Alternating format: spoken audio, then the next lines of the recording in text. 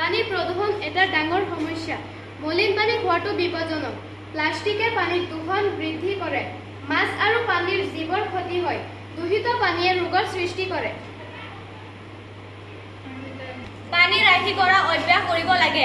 দাঁত ব্ৰাছ কৰি থকা সময়ত পানীৰ টেপটো বন্ধ কৰি ৰাখিব লাগে।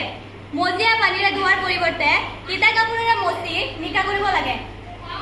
পানী নহ'লে আমি জীয়াই থাকিব নোৱাৰো।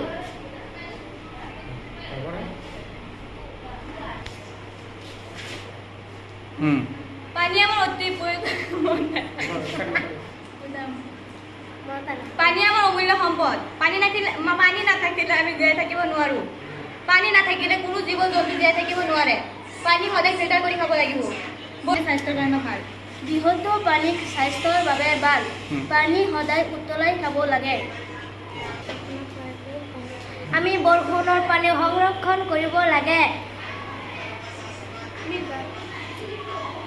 পানী নাথাকিলে উদ্ভিদ নাথাকে, উদ্ভিদ নাথাকিলে অক্সিজেন নাথাকে।